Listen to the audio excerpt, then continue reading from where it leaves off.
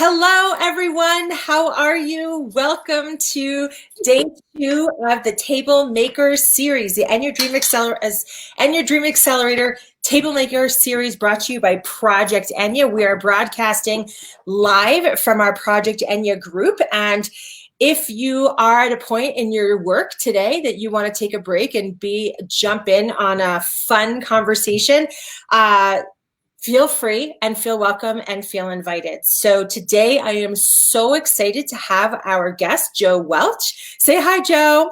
Hi, Joe. Hi.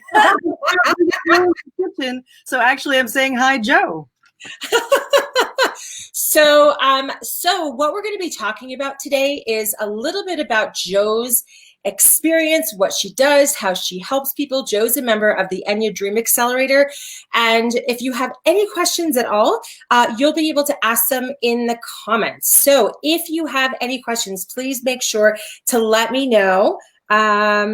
Okay, I'm just watching my phone because I'm also going back and forth with my assistant who's in the Philippines. So just want to make sure she's okay. So if you have any questions at all, please add your name to the comments. Say, hey, it's so-and-so, and here's my question, or here's my comment, or whatever, because on this platform, for some reason, I'm only able to see Facebook users. So, and I really always like to make sure that I acknowledge people by their name. So if you can do that, that would be awesome. And before we dig in with Joe and Joe's story, I wanted to give you a little bit of background about what the Table Maker series is and kind of what inspired it. So I don't know about you, but I'm kind of tired of seeing these headlines about the lack of representation in our community in all the areas. Honestly, I feel like, there's not enough Latinos or Latina lawyers. I heard that one about 6 months ago. And it's like, are you kidding me? Is there a single area where we dominate? And I have to believe that that's true, but it seems like it's just one frustrating stat after another, where we don't see ourselves in film, we don't see ourselves expressing ourselves enough in the media, especially at the award shows. Also in politics, that's a big conversation. In corporate America, in the boardroom. I mean, I could go on and on. And you know me as someone who's very positive, so I don't want to stay here, but I do want to acknowledge that this is a thing, okay? And that if I allow myself to be in that conversation for too long, then I just get upset and I feel powerless, and I don't like that feeling. So I decided many years ago to make my own table, and Project Eñye was really founded by me deciding I'm going to do this come hell or high water. I am not sure how. I don't have the qualifications, but that doesn't matter. And I don't know the people, right? And I was able to pull it off. So I created the Eñye Dream Accelerator specifically designed for other women who are ready to make that leap as well, and who are ready to say, you know what, I know that sometimes it seemed like the cards are stacked against us and like there isn't room at the tables that we want to be sitting at.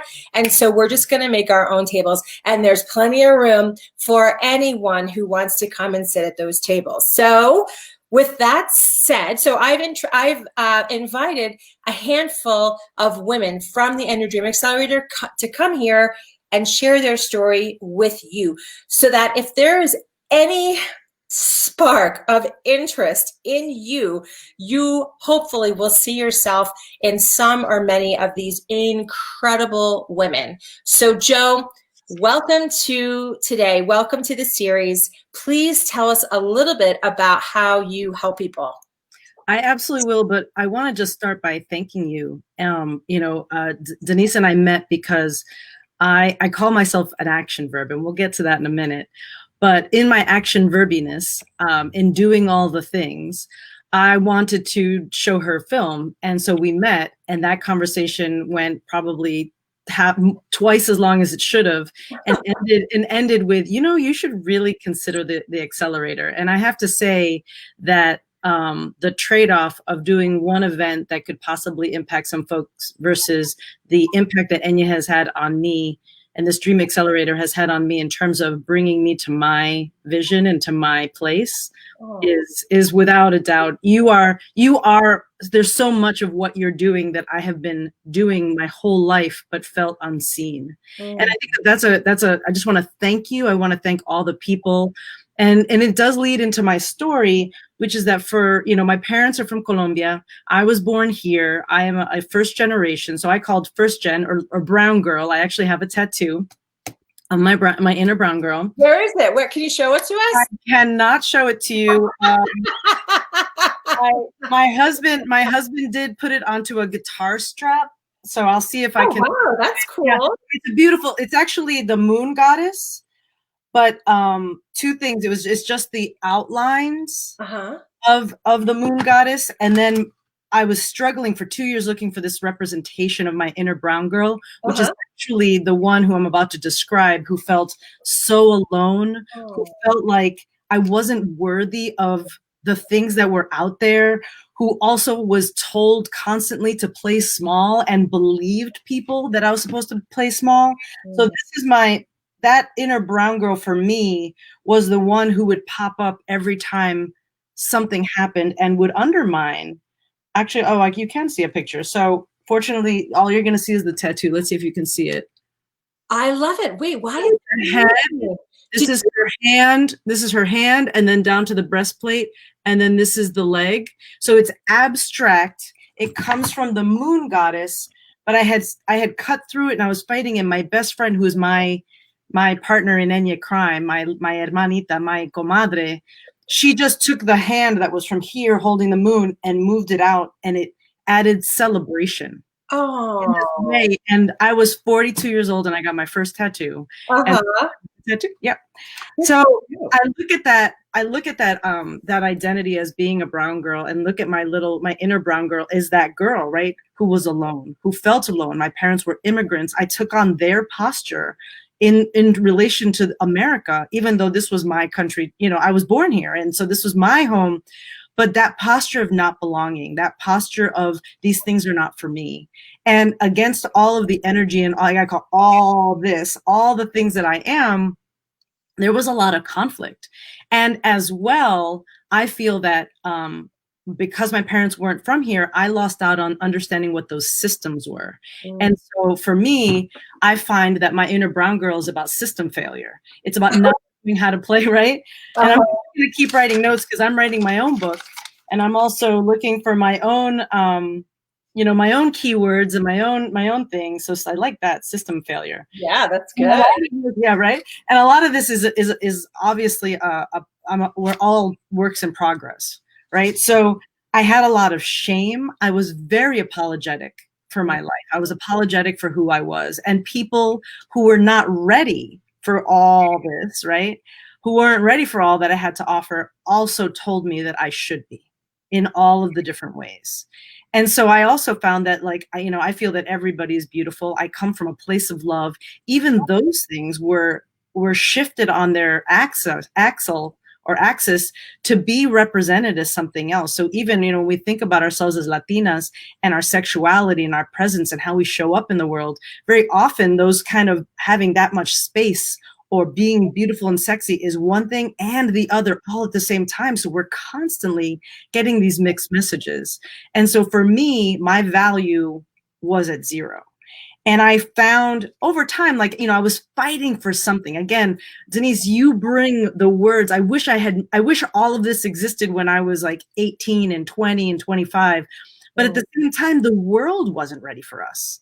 Because if you look at history and women through history, in 1984, when I'm 14, women could still be fired for their jobs or leave their jobs for getting pregnant. So we're not there.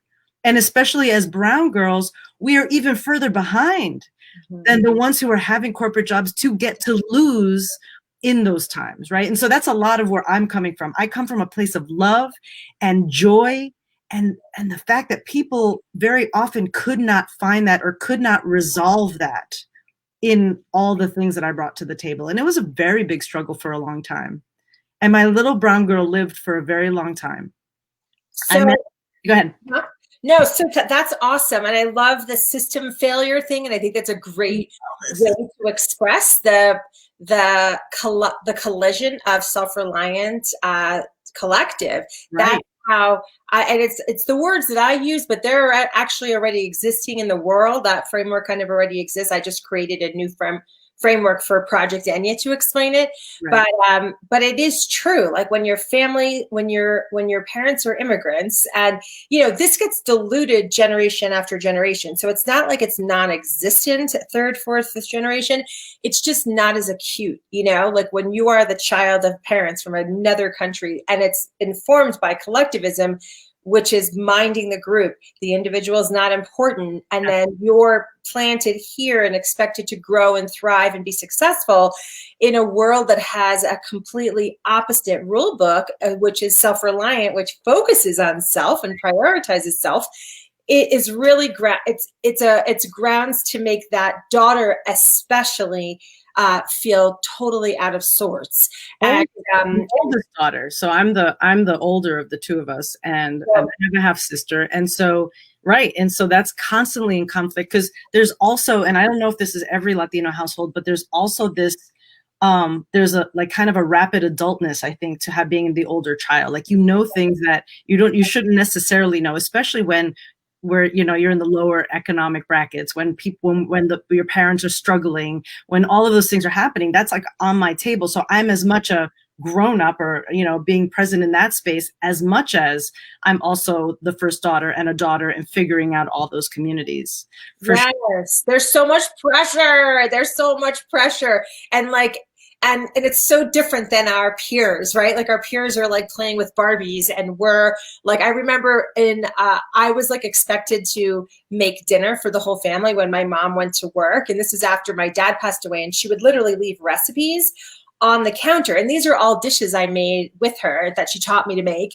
And she would just leave a recipe. And some of my brothers were playing Atari downstairs or hanging out with their friends in the neighborhood. I was like slaving away in the kitchen, making food for all of us, And I know my peers, they were not in the same boat. And, it's a blessing and a curse. And so as adults, we can focus on, we get to choose what to focus on. But it's definitely important to acknowledge the whole story. So, right. And so for me, that same story for me, it was around work. So I had a job at 14. I was working for Burger King. And so I had a younger sibling, and I would earn money to try to move myself forward. But then I was also money here, money there, like, so it was never mine. And it was, again, like you said, against all these cultural values.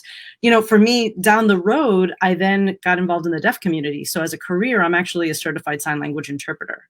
And so I speak 3 languages. So I'm a sign language interpreter, I speak English, and I speak Spanish. Now I could say I speak Spanish. In the years past, I was that Latina arrepentida. Like I know we're always apologizing for it. Always apologize. Just own it. But it's the cycle of I'm not Latina enough for such a long time, right? Oh my God.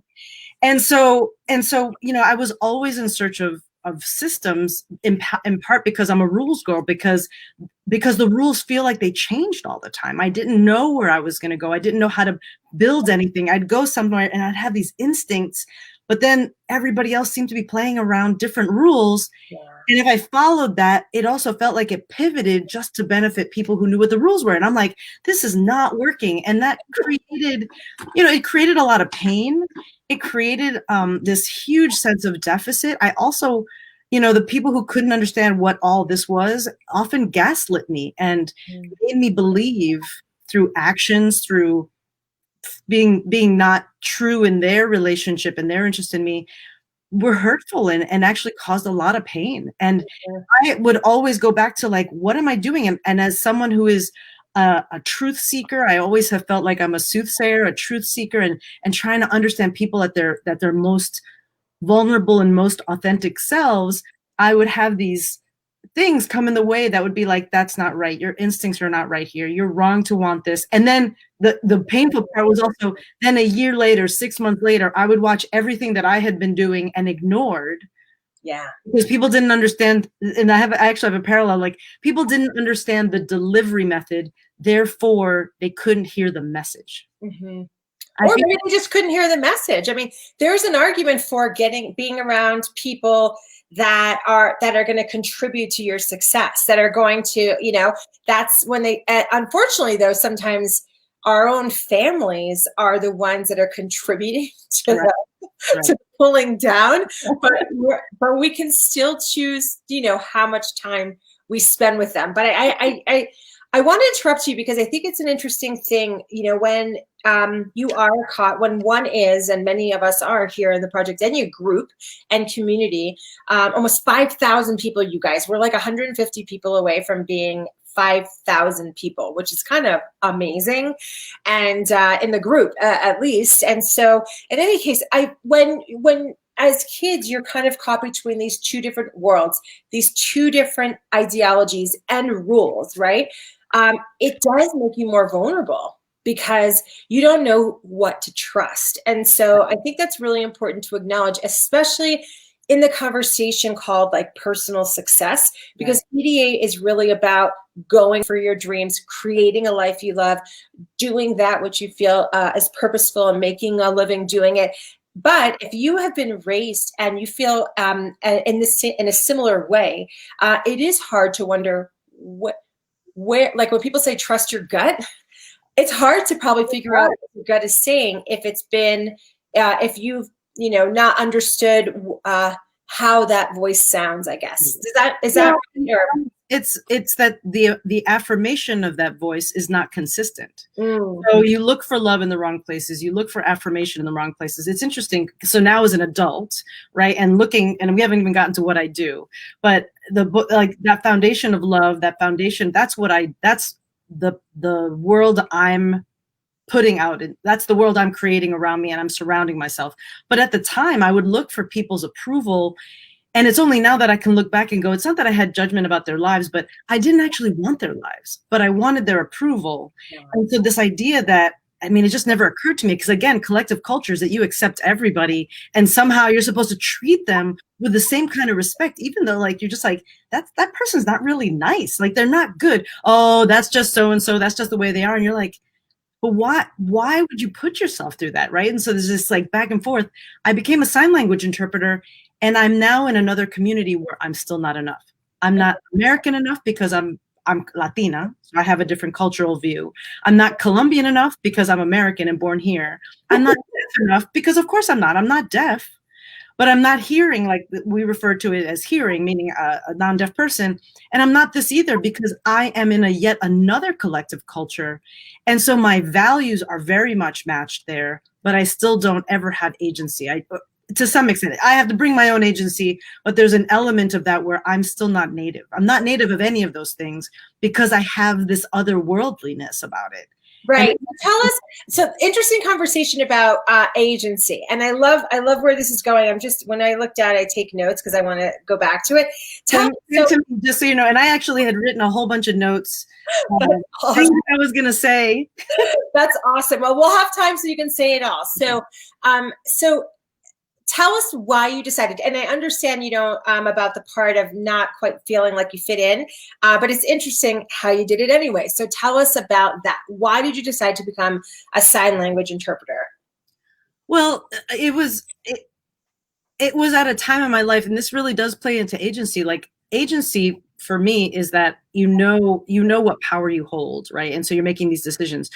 Then I was not a decision maker. I was powerless, and so everything seemed to happen to me. That's what I believed. So I had an 8th grade friend. I started learning sign language. I loved it. He went to another high school, lost track.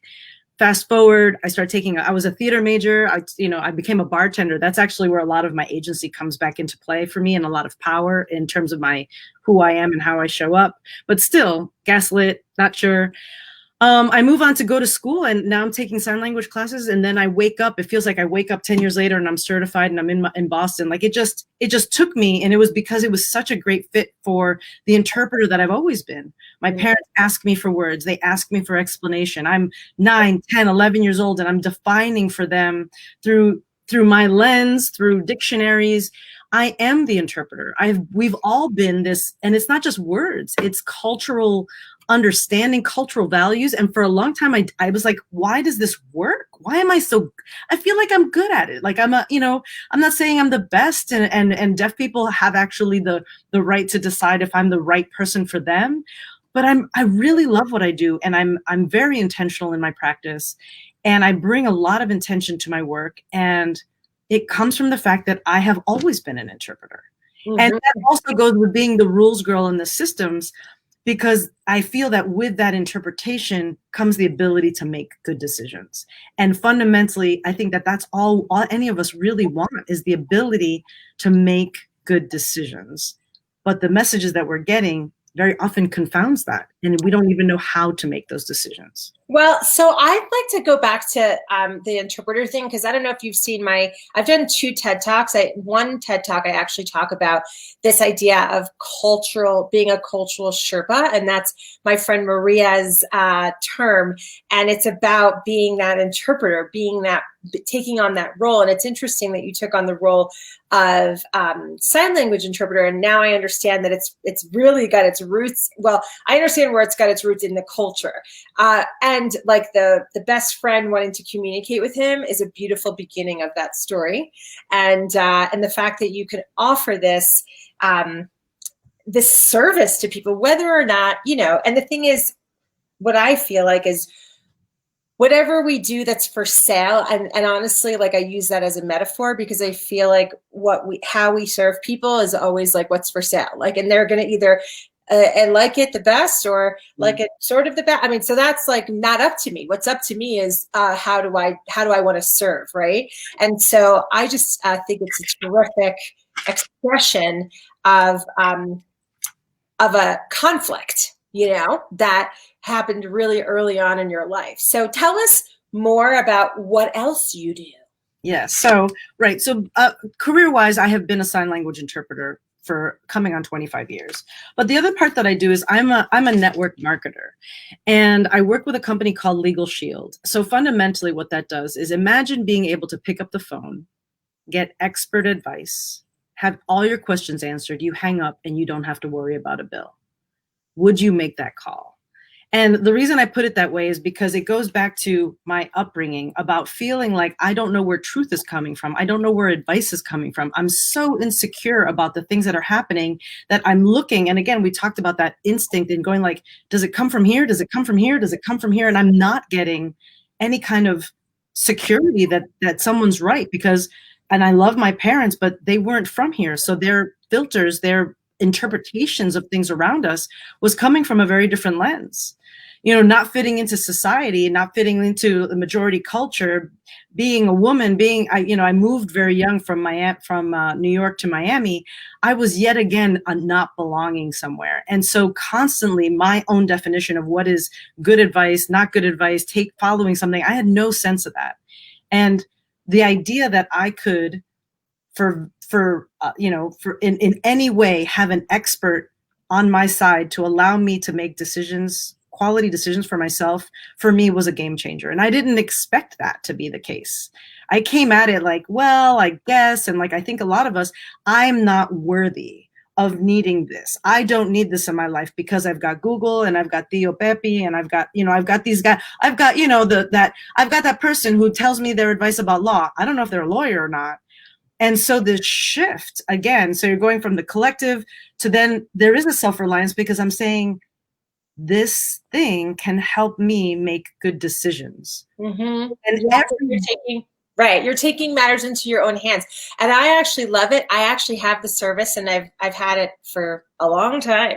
Yeah. So I'm a big fan of that service, and I think that's terrific. Now tell me, what made you decide to join the Eñye Dream Accelerator, and how has that improved both of your businesses? Absolutely. Absolutely. And so I've been involved in leadership as a Latina in my interpreter world. We are a minority. We only have several percent representation. So I've always been involved in leadership. And so as a leader, as a coach, as a mentor, also looking for mentorship, those things have always been a part of my life. And, but my dreams I call it my coat. So this is recently, I've been struggling with this, because right now the coats that I could envision, the coat that Joe was, my name is Jeanette Ocampo Welch. They call me Joe. So that's actually my son name, Joe. So the coat that I would wear, the coats that I had like in my closet, expired in 2020. It had an expiration date. I didn't know that, because as I was growing up and buying the coats or creating the coats and filling my closet, it was always ahead of me. I was always going somewhere, but I could see where I was going. And I reached a point, like right now, I've got the last coat in my closet on. And I didn't know what to do. And so when I met you, Denise, I didn't know that I could buy more coats. I didn't know how to fix the one I had. Like, I didn't know what to do with any of that.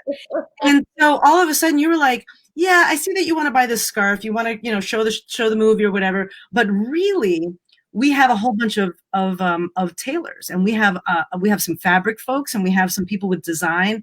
And I think if you come in here, maybe you'll make another coat. And it didn't even occur to me. Like, I literally was in this mental standstill of what's wrong with me, because I'm looking, I have tools. And so the Legalshield piece actually comes with a business.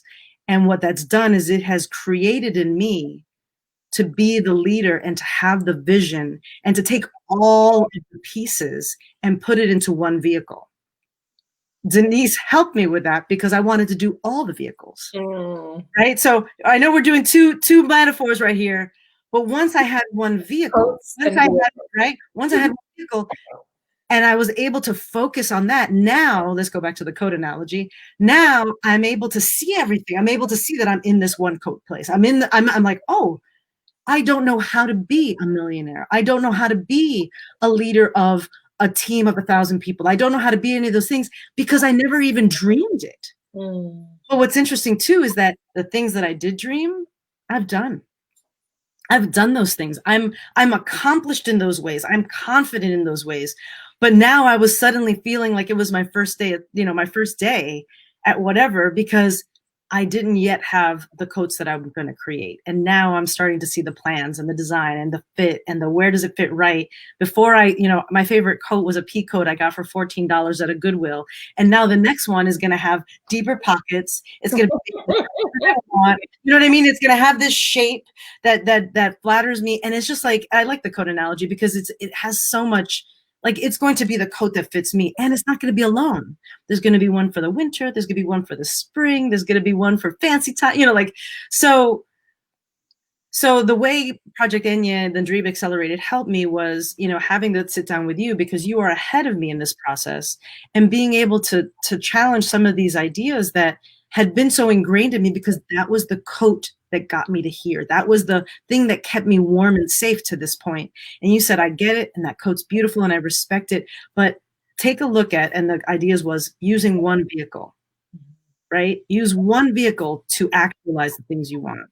Yeah. I call myself an action verb, and you challenged it, and you challenged it for me for the wrong reasons, but because I was in a room full of people who are all going through the same thing, I'm like, I'll follow you. I'm like, okay, I'll do what you want. In my head, I'm like, it's not where I'm coming from, but you're seeing something I don't.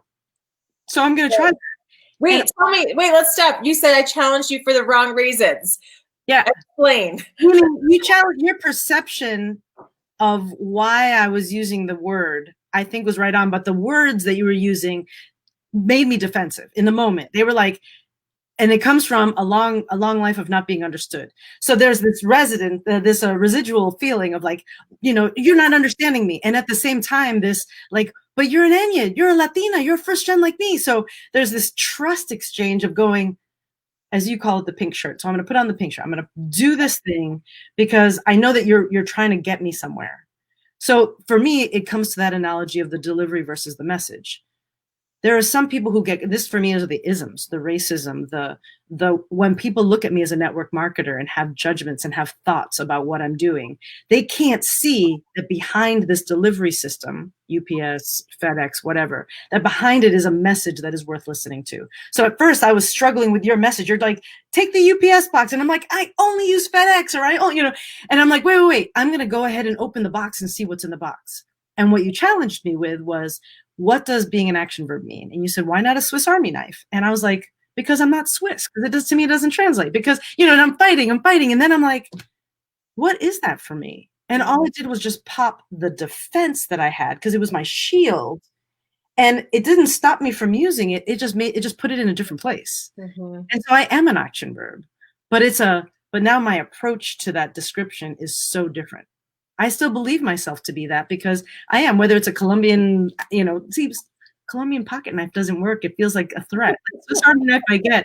So you know what I mean? Like I'm playing with those words. But what it did for me was it allowed me to take the fight against the world out of it and just sit it in a different place, like the tool that it is. That is awesome. I love it. And I love hearing that. And if you're watching it, you're really seeing how deep these conversations go.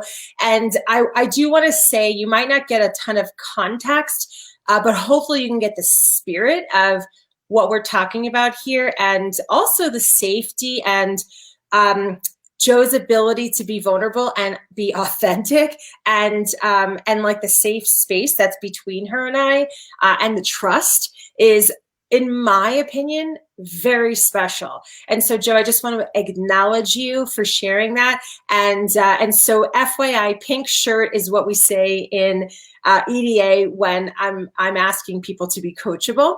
And so they have to pretend that they're putting on a pink shirt. And oftentimes they don't like pink. They don't think pink looks good on them. But people are willing to put it on just because they're just willing to, and they can take it off if it doesn't fit. And so that thing that just happened just now was beautiful, and I can tell and I can feel it, and so, Jo, thank you. So my pleasure, and thank you. I mean, you're absolutely right, and it's the foundation. At first, it's like when you come into a group, you know, especially if you are first gen, if you do identify in this group the way, whether it's the spirit or the labels or whatever, when you come in, it's like you don't know what to expect, because we've seen groups like this, or at least attempt to be like this, for so long. And when I tell you that I want to do everything, I do, but now it manifests as I watch all of my sisters, all of my people doing all the things that I want to do, including Denise. I want to do what I want to grow up and be you. Oh, just I bought some fake lashes, and I need you to teach me how to use them, because I'm starting to do things. Oh my God, we need to do a class. I love it. You look at these people, and so I do want to write a book. So I'm looking, and now in my boardroom, right, I have authors. And in my boardroom, I have people who are looking at their history. And in my boardroom, I have people who are leading the cause. And I'm just like, all of a sudden it's there. So I don't need, because before I was alone. So it was almost like all the people in my mental committee wanted to do all these things. Now I don't have to, because I've got people who are paving the way. I don't have to be the leader. What a great way of putting it. So what she's saying is, she's saying boardroom, we're all about the metaphors in EDA. So you got to be able to. So when she says boardroom, what she means is she's describing her sisters in EDA. So the other women of EDA are trailblazing their own paths. And so it is very fulfilling to watch someone. It's amazing. Yeah. That's my friend. I'm like, what the heck? Like, what happened here? It's really cool. I mean, we're really in the trenches with each other. And it's one of those things, like, you know, these are the kinds of women that you want when you're going out to the skinny branches. These are the types of women that you want to be in the trenches with, get encouraging you. And it's and so I keep thinking about this question, because I love network marketing personally, and have zero stigma. I know there's lots of stigma, and so be it, right? And I'm curious about your team, because I know when I was doing the network marketing company that I was in for years before I went out and started working on the film, there was a moment I earned the car. Like, there's usually like a level where you like earn a car, or some, like, there's vacations and stuff like that, and bonuses, but oftentimes there's like a really expensive thing like a car. And so in my case, at the company that I was with, it was a Mercedes, and I remember making the decision that I was going to earn it. And it's interesting, because everything changed here. And then, of course, my team started showing up, more people started being added. And then I think it was like less than 4 months later, I was driving that car. And so I'm curious, how has EDA helped you with your team? That is a good question. Part of it by having one vehicle, by finding the one thing. So all the things that I am, right? The Swiss Army knife, the action verb, the constantly doing things. What it did is it spread me very thin, even though I was finding a lot of joy. And it doesn't mean that I'm not busy, or that I'm not, like, I have a nonprofit theater for LGBT teens that we built for our teenager, who's phenomenal. You know, I work with other nonprofits. I have other businesses. I am a sign language interpreter. I'm a photographer, all those kind of things. But my focus is on being the best Legalshield associate I can be and building my team, because the way that I've seen it manifest is, you know, I'm going to use an example or two of people in my team, for example. So I'm just going to start with me. So I believe that business should be done in love. And I've been looking for that match. I believe that we can be kind and considerate and thoughtful and still get the job done. I started that personally with my husband. My husband is a blues musician, and he met somebody, and they connected, and we did a record together. And I was the photographer. We housed people, everything. It was like a full on, and he's had a long career. So when this came, and it's always been done by other people. So when this came up, we had to all pitch in because there wasn't money, but we were going to make this happen. And it started there for me because I said, we're going to make sure that there's love and transparency in everything that we do. So even though people were like resistant or not sure what that was going to, I'm like, we're going to meet, we're going to Zoom, we're going to talk about everything, because that transparency, again, rules girl, system girl, has to be done. And we made a record. And actually, I'm not going to ask permission. How am I going to say this? I am going to show you one result of that effort. And so this is Traditional Blues Album of the Year from 2018, the Right Place, Right Time record won, and it goes on to win other awards. Amazing! Congratulations! I want to give you a heads up because it's gonna have an unexpected ending. So the reason I bring that up is that was the place for the first time in my life that I was creating a business where everybody loved each other. We finished our phone calls with love. We did all that. And I know I'm going to get to the team. I do want to say 2019, tragically, our partner died. He was a young man and everything stopped. Oh, so sorry to hear that. So much. It was, his name is Mike Ledbetter. My husband is a musician named Monster Mike Welch. The guy who we love and who's our brother who we lost is Michael Ledbetter. And the two of them together were magic. It was beyond words. And I know right now, I mean, I could go on for days about that whole experience and the decimation that our family had in 2019. And so, but what it does is I'm going to link it actually back to Legalshield, and I'm going to link it back to the network marketing part of all of this and the team building of all this. I didn't know what I was going to do. I knew that I had started something, and then all of a sudden the world has shifted on us in a way that we could have never, ever dreamed about. The grief is constant, and the grief is this month he's traveling in our space right now, so he's here and that's cool, and we're just like, all right, seems like he's visiting right now.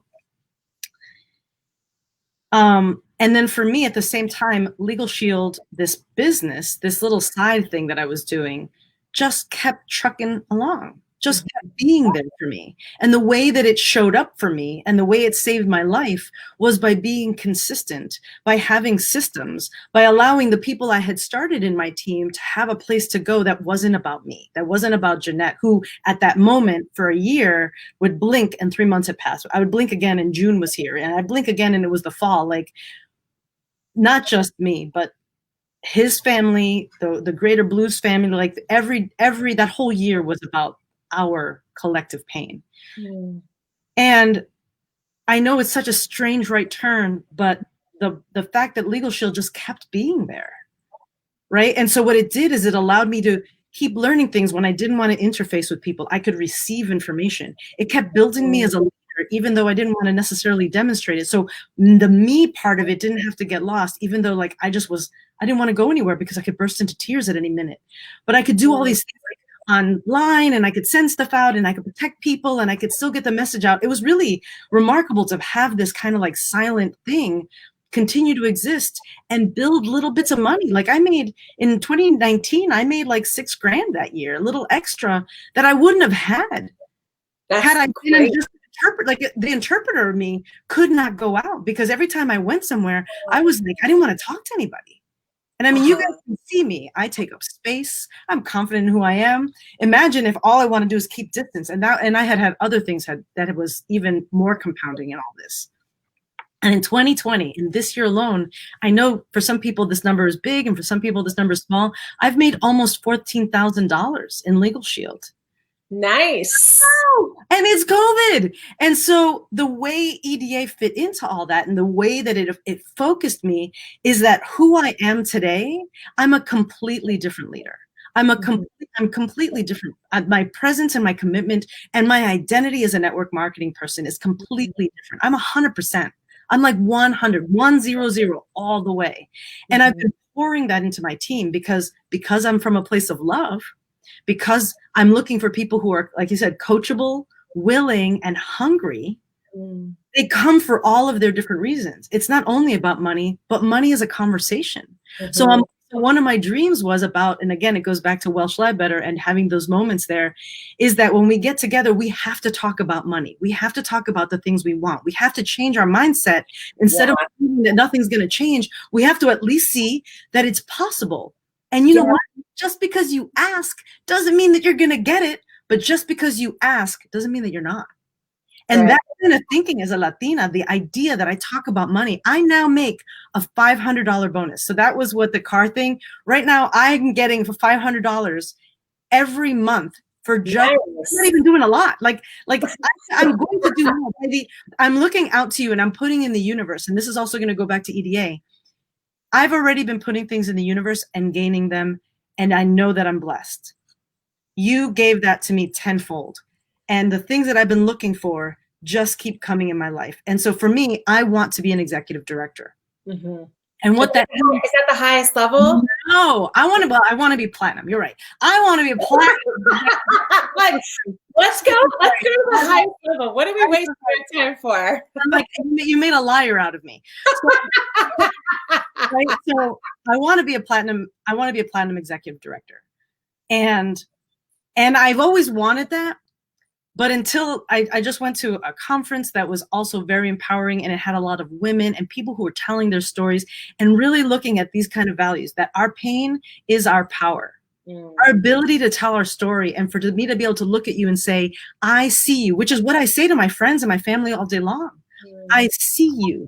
I see your value. And if you want to join my team and make a little bit of money, a lot of bit of money, no money at all, this is literally leadership training with a paycheck. So maybe you make $25 a month. All right, great. That's all you want to do. But now you start to see what's possible. That's what shifted for me. I have a platinum state of mind. There's modules, right, that we do. And my favorite one was about giving and taking and who am I? That whole thing was like really telling because it digs deep about who we are. And now I'm in the last module. There are 5. Oh, okay. She's talking about the 5 foundations of EDA.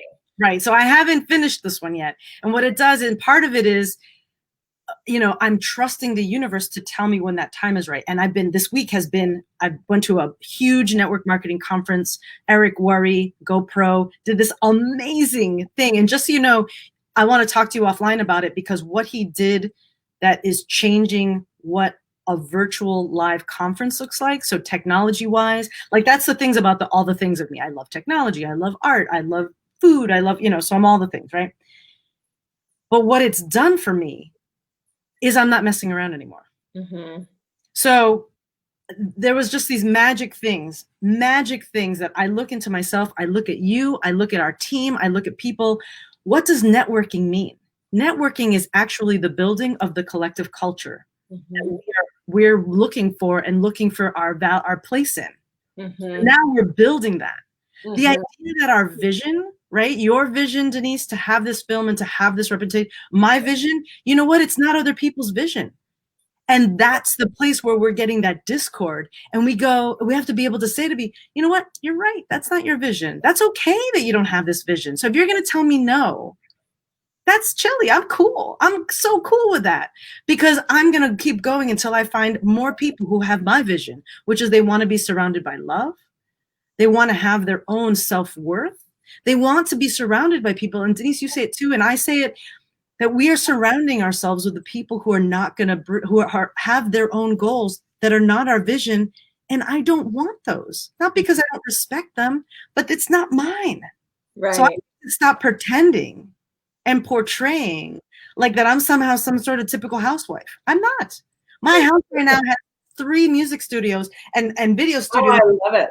My kitchen table has not been sat at for a meal, and I'm okay with that. If this thing fell down, you would see the hot mess that is my living room, because I have lights and all my audio equipment, and on this side I have, just over here is high school, because my teenagers are going to school, and they also have a camera and lights, and we have screens. Oh my gosh. You know what I mean? Like, this is the life I want.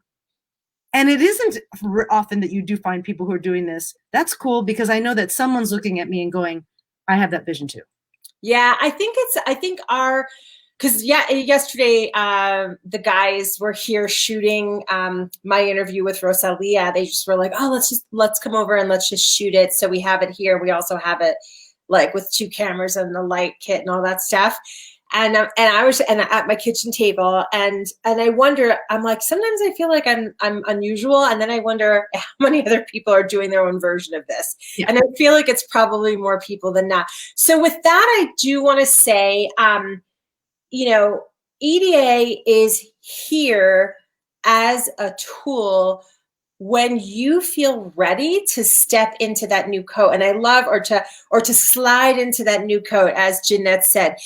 Sometimes something can fit and it's okay, but it's not custom made for you, or it feels like it's that maybe your time has passed. I liked that too. Like I'm on my last coat, but there's, one thing I love about our message with Project Eñye is that there's always a second chance. You always have, if you wake up tomorrow, you just got your second chance, and there's always time. And so, if you feel a sense that your life isn't as big as you want it to be, that you're not as expressed in what you do as you yearn to be, or if you want to quit your job, get a promotion, start something new, EDA is going to be the place for you. So Jeanette talked about the foundations, and the foundations is a 5-module course, digital course, sold on its own for $2,000. And actually, we're redoing our website right now, and it is something that you can buy for $19.97. It'll soon be for sale for that. And you could also, for half the price for a full year, get that product and then get all the community, all the support, and all of the phone calls that we didn't even talk about because there's just not enough time. Right. So I want to thank you, Jeanette, for sharing your story. Thanks for being so generous and going so deep with how real it is to be out there doing the do, and really asking yourselves the hard questions that you're asking yourselves so that you can have the life that you desire and provide for your family and the people that you love. It's just extraordinary, and I so appreciate it. Thank you so much. I do want to just speak to the person who's looking at the half the price and saying that's 16 times more than the price I could afford. And I will tell you that I was that person. And so I was looking at this and saying, especially if you're in business, you're looking at a lot of coaching things. This GoPro is offering a 1-year thing for $10,000. A lot of people, yeah, I know, right? And in that moment, I could go on like into what I felt in that moment. But what I want to say about EDA is $10,000 is on the high side, but a lot of coaching, a lot of these programs, they offer you definitely get big names, you definitely get a lot of service. So this is not a diss on anybody. But the one thing that was so different here, especially when there's an identity issue, the identities that we have and that we share, is that I could never, even if they gave that program to me for free, I could never get what I got in EDA. I just couldn't. I couldn't have because they don't understand me. They can't see. So every time for me, if I want to do the growth, I have to teach somebody. This can make me emotional. I have to teach somebody how to frame me. Mm-hmm. I have to teach somebody and bring them along. Mm-hmm. And it's okay, right? I have a mentor who's very successful, not Latino, and he is pouring into me, and he is my millionaire mentor, and I'm planning on writing a book about it and all this stuff, right? But it's a collaboration, right? He mentors me in some places and I mentor him in others. Here I come and I don't have to do that. And I would say that's the thing, that's the power about it, is that I can just look at you And we just say like, oh, you know, you're like, yeah. And then, like, all these little things, you know, like, oh, and I've only had that with one other person in my life, and that's my best friend. Because she's Latina. And that was our way of saving each other. And so if you have the chance, I know it feels like a lot. And I'm going to tell you, it is a lot. No one's going to gaslight you. It is a lot.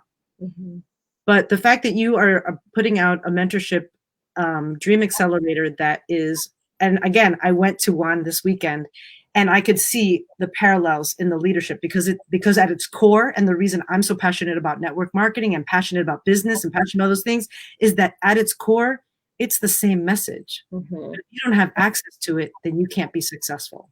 So I want to say that if you can do it, it is worth starting with Eñye because it's a game changer. Oh, thanks. Joe, thanks so much. I really do appreciate that. And, you know, EDA is priced, you know, I do get feedback from my peers that I am priced too cheap. And so it is something that I grapple with. And that's why my goals are so big, because the volume can make up for how cheap the program is priced. And for, you know, there's another thing out there that's a similar offering that's triple the price. And so, and then, you know, 10 times in the case of what you're talking about with Eric Worre. So because of what's important to you, you allowed me to have a point of entry. And without that, I wouldn't have been here. And whatever you believe about me, and you know where I'm going to go, it will be because of you. Oh, thank you. You know what I mean? And so, but that's something, and I know that you weigh that in the larger sense of how to run a business. And that's the thing, is looking at both of those things and saying this and this at the same time. And so I thank you for having that price point that was outside of my scope, but absolutely what I needed. Yeah, you're welcome. And I know you're going to kill it. And, you know, we have some coaching calls coming up, and I want to get a little deeper into your specific goal for next year. So now I'm like, my mind is turning. So, because I know you're going to kill it, I just want to make sure that I'm like, I can own it too. And that it's very specific in my mind so that, you know, we're all doing this together. So thank you, Jeanette/Joe, fabulous, gorgeous woman that you are. I will see you on our next EDA call, and I sure appreciate your time that you gave us today. Thank you so much. So much for having me. And all of you out there, I see you and I love you, and I wish you the most amazing things in your vision and in your journey. Oh, okay. Bye-bye.